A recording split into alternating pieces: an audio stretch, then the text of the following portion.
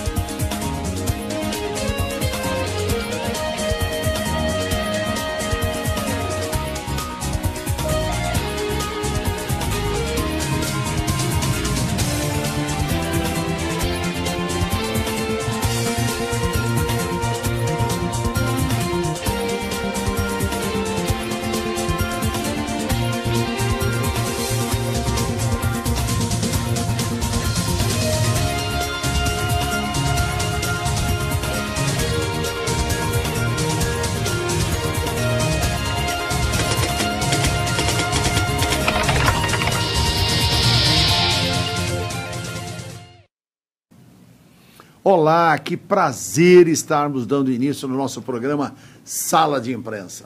Uma honra muito grande nós termos aqui a presença do nosso mestre. Foi o nosso presidente aqui da Associação Paulista de Imprensa, um homem louvado por todos em razão da sua cultura, da sua erudição, professor universitário, advogado, jornalista e um dos mais importantes mestres da área da oratória. E vocês vão saber por quê. Eu estou falando do grande professor, doutor João Batista Oliveira, JB. Tudo bem? Tudo bem, você como está? Muito prazer em tê-lo aqui conosco. Sim. É uma honra muito grande você aceitar nosso convite, estar aqui novamente. Você já veio no programa, claro, lógico, claro. Não é a primeira vez. Faz algum tempo, mas já é verdade. E agora, a primeira vez aqui, né? Nesse verdade, estúdio. aqui, porque foi lá no nosso estúdio da CESP. Exatamente. Perdão, da TV Aberta, lá na Cardoso de Almeida, lá nas Perdizes. Exatamente. Isso. E agora estamos aqui, no nosso prédio. Aqui é o nosso prédio. Aqui agora é o Palácio da Imprensa. Muito bom, parabéns por isso. Alguma Obrigado coisa altamente necessária e oportuna. Não tem dúvida. Bom, uma das... professor JB Oliveira, não é? Falou agora há pouco que uma das oportunidades, né, de ter já muita experiência, que a gente vai ganhando grandes amigos e vai também completando aí uma oportunidade também de ter passado por várias experiências e vários cargos e tal. E hoje ele ocupa o cargo de vice-presidente de uma das mais importantes instituições de comunicação do país, que é a imprensa oficial do Estado de São Paulo. Né? Foi fundada em 1891, tem 700 empregados, né? Tem toda uma infraestrutura que ela é, na verdade, a responsável pela comunicação de tudo que existe de oficial do governo do Estado de São Paulo para São Paulo, para o Brasil e para o mundo. Não é? E o JB é, sem sombra de dúvida, um dos executivos, o vice-presidente da imprensa, que está lá prestando relevante serviço. E agora, dos trabalhos da imprensa oficial, também, além de toda a divulgação, não é? E de toda a confecção da parte da comunicação oficial, diário oficial e tudo mais, ainda que agora seja eletrônico, não é mais físico, né? Mas é a imprensa oficial ainda que é a responsável. E continua sendo. Exatamente, e é complicadíssimo, porque tem o da Justiça, não é? Tem a do Executivo e tem o do Legislativo, não é? Enfim, é altamente complexo aí, porque tem assunto que não acaba mais, né? E nós, na verdade, temos uma imprensa oficial trabalhando vigorosamente até na edição também dos livros especiais, como é esse que eu tive a honra de, quando fiz uma visita oficial lá no IMESP, ter recebido do JB o livro dos 30 anos da nossa Constituição, não é? De 5 de outubro de 1988 a 5 de outubro de 2018. 30 anos sobre a vigência graças a Deus, da mesma Constituição. É histórico, nunca tivemos isso, né? Na República. Na República, não. É verdade, né? Prazo menor. Exatamente, é um prazo menor. Então, meu querido, e agora uma nova edição que vocês estão inaugurando pela imprensa oficial dos 70 anos da declaração da Carta. A comemoração do transcurso dos 70 anos da Declaração Universal dos Direitos do Homem, do ser humano. Que isso é muito E vai bom. ser um evento que nós vamos realizar no dia 10, Sim. ali na Avenida São João, dentro do tradicional e conhecido, como se chama? Como é o nome, Arthur? Teatro. Oh, meu Deus, essa memória agora falhou. Ela não costuma falhar. Na São João? Na São João. É algum ponto histórico, Ipiranga com a São João? Não, na São João, próximo ao Anhangabaú. Próximo ao Anhangabaú? Isso. Onde hoje é a Praça das Artes. Sei. É ali que vai ser sim, o na evento. Praça das Artes. Na Praça das Artes. Perfeito. E vai ser lançado uma edição especial. É a comemoração dos Mas vai ter um livro? Sim, vai ter um marco para esse evento. Para esse evento, né? Com vários palestrantes, vários conferencistas ligados diretamente a este tema.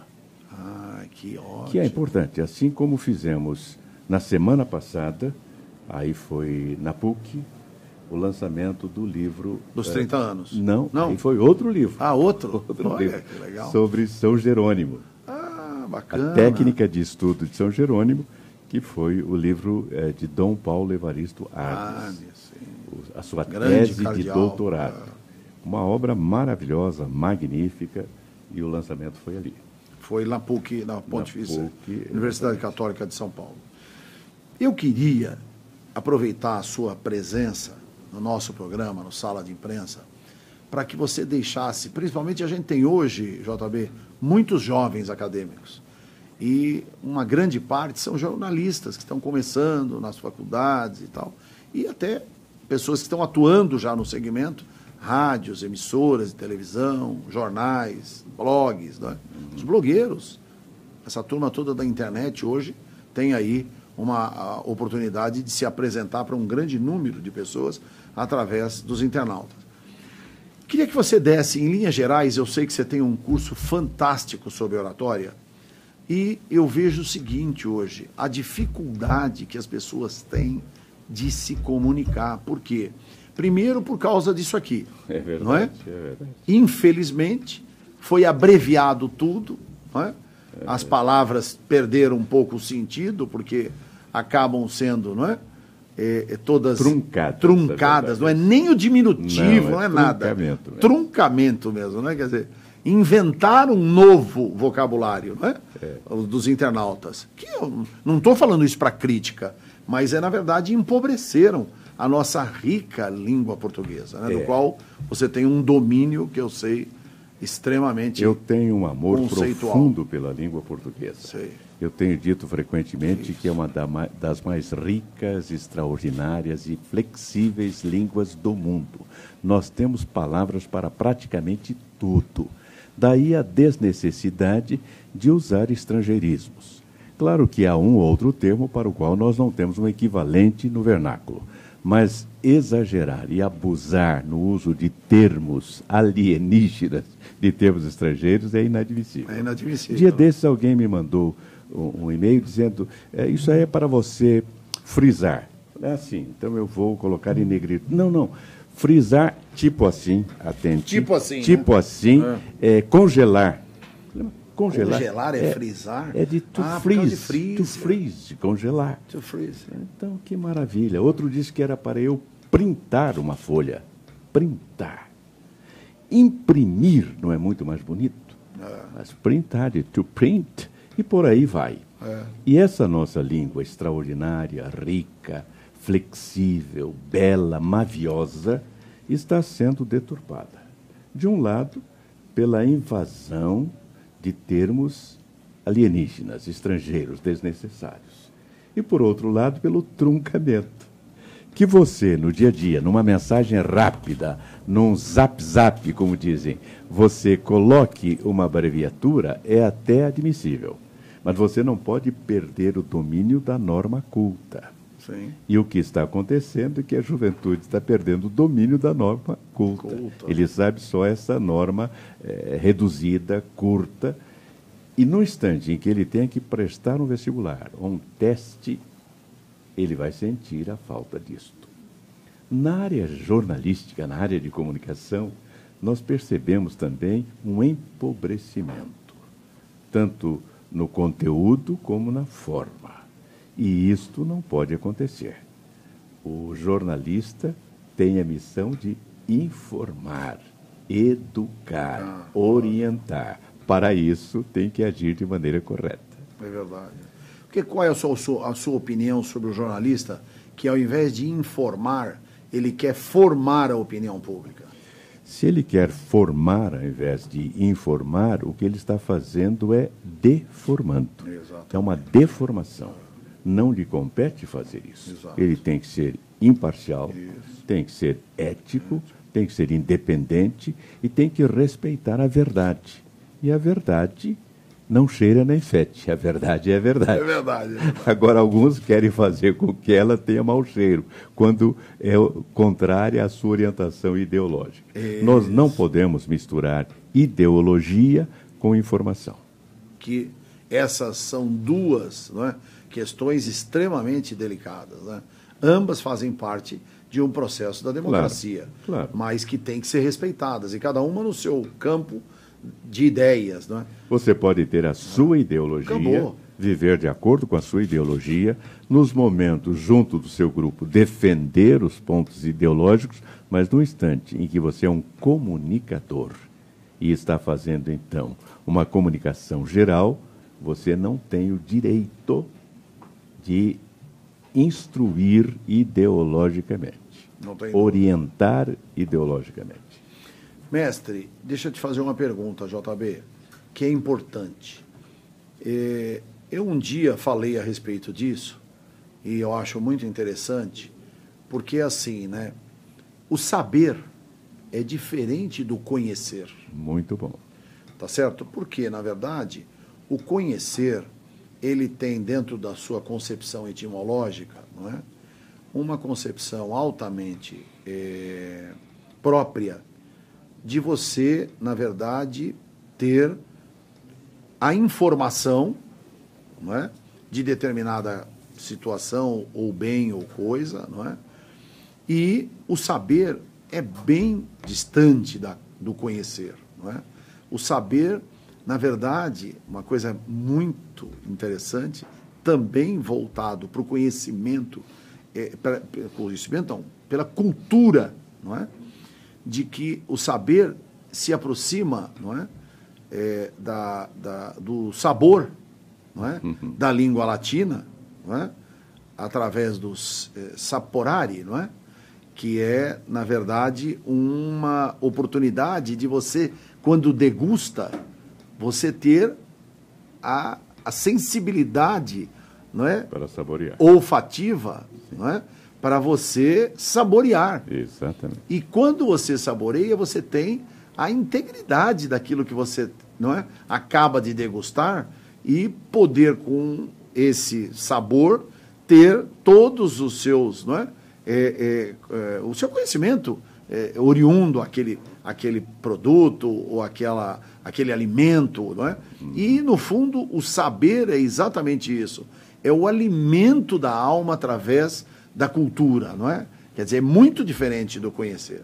Eu queria que você, com a sua erudição, nos ajudasse. O conhecer é algo bastante interessante. Dia desses me perguntaram se eu conhecia a Itália. Falei, não conheço.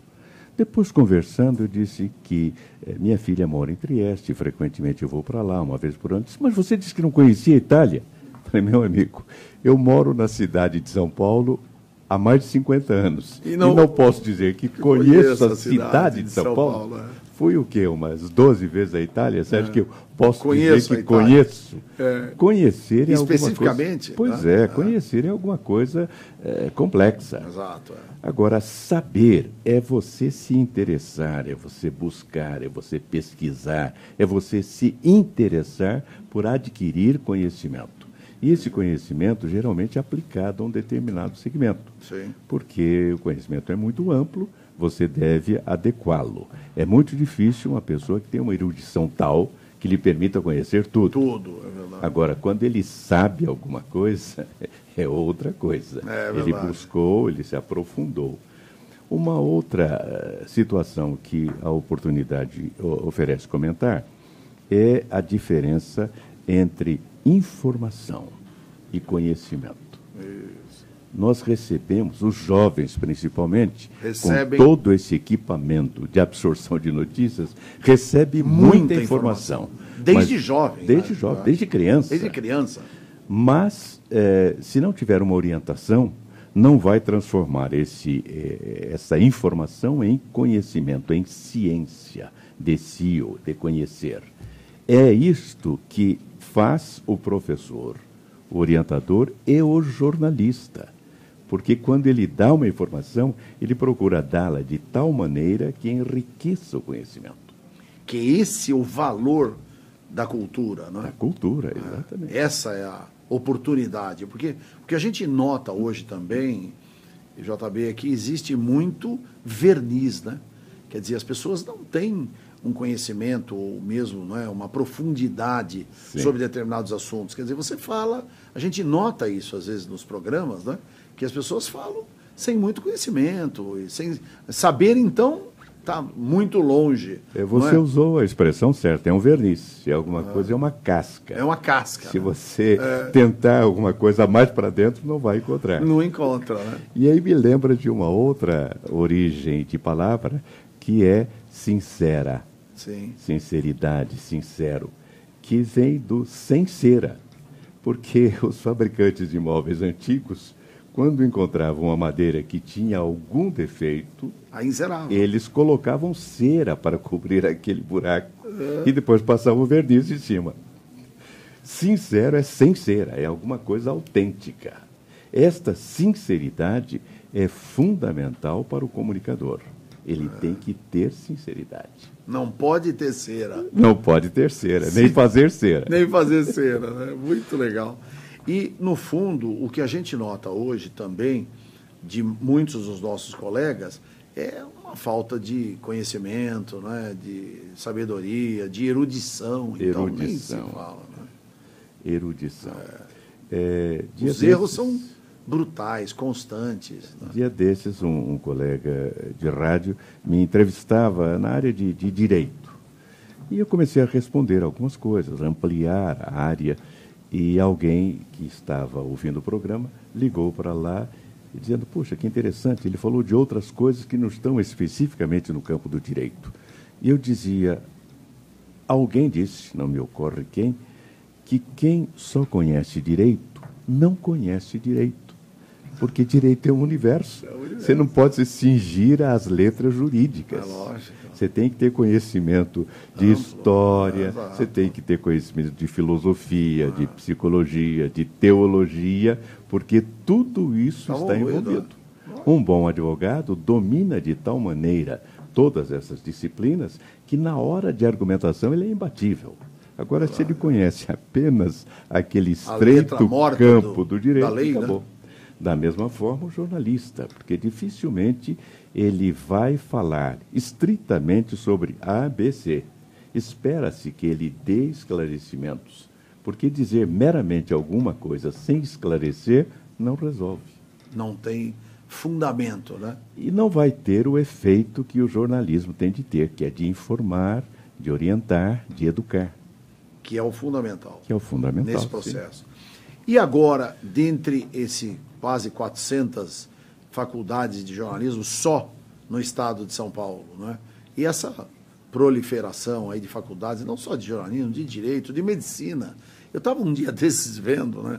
Porque agora parece-me que esse novo ministro, ele tem como meta dentro do projeto do ministério dele, a partir de 1º de janeiro de 2019, de fazer na verdade, um exame seletivo como é feito na nossa classe, né, para os advogados. Muitos criticam, outros acham ponderável, acham que é importante. Eu, particularmente, acho que não é ruim, né? Eu acho assim, na minha opinião, ele deveria ser um exame de avaliação sem direito de reprovação.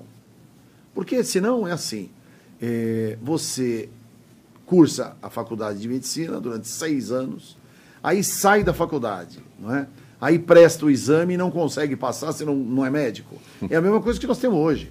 Nós temos, eu acho que deve ter aí, sei lá, 500, 600 mil bacharéis em direito, não é? E só 300, quer dizer, só não, mas 300 mil advogados. Quando, na verdade, nós podemos ter 600 mil advogados, não é? Aí veio a tese de dizer, não, mas aí seria um descalabro, porque você vai ter aí muitos profissionais que não sabem. Bom, mas aí a culpa não é, na verdade, da profissão de advogado, mas a culpa é da faculdade.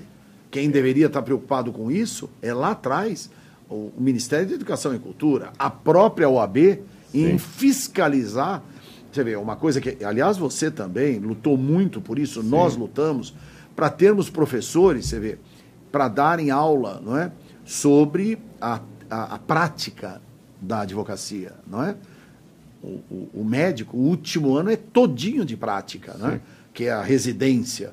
E era, na verdade, uma tese que eu já venho há muito tempo, em várias participações que eu tive nos encontros nacionais do Conselho Federal, eu propus sempre isso, mas nunca, não é?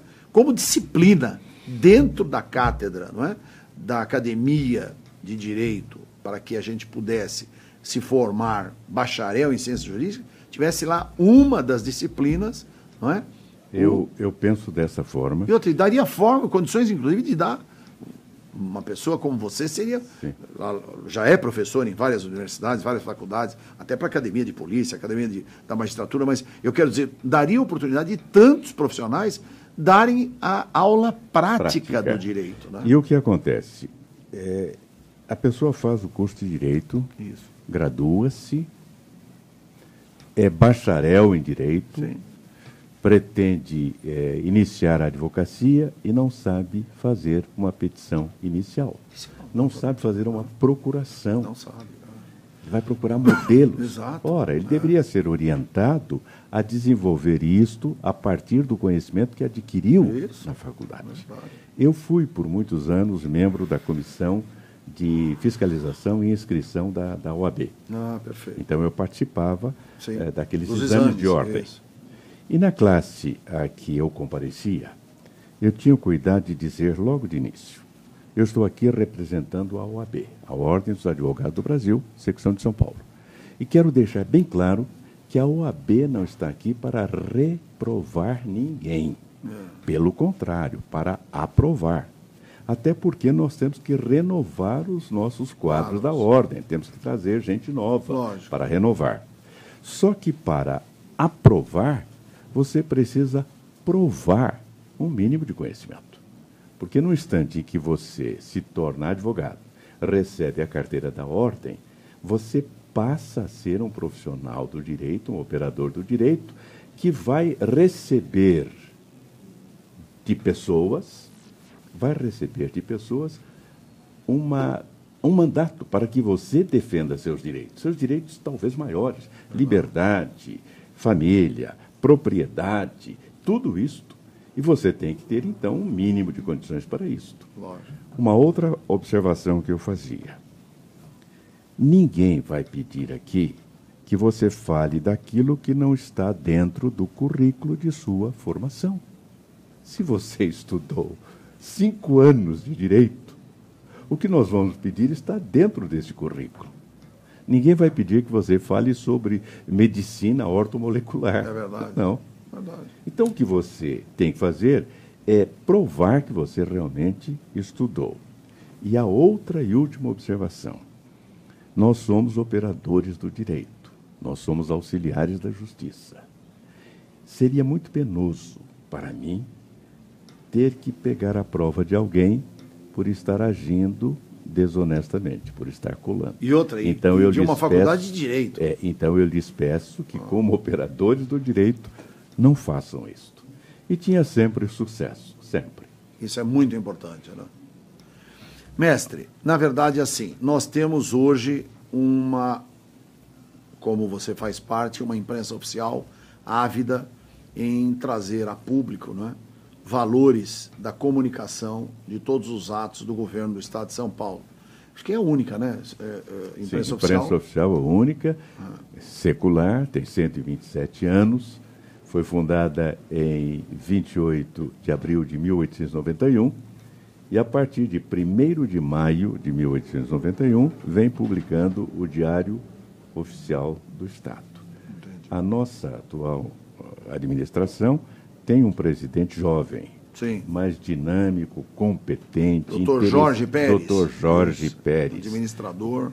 É administrador, advogado, sim, doutor em Direito e uma pessoa de um interesse para com a profissão que realmente causa excelente impacto. Com isso, nós estamos tendo uma bela administração. A imprensa oficial tem mandato ou quando o governador sai aí, troca todo mundo e tal? Pode trocar todo mundo. Pode trocar. Aos funcionários de carreira, são inamovíveis, mas os aliás, que estão nosso nomeados... querido Haddad está lá.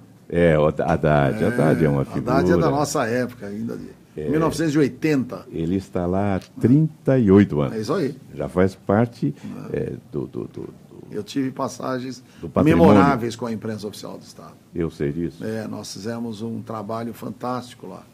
E sempre voltado com o objetivo de...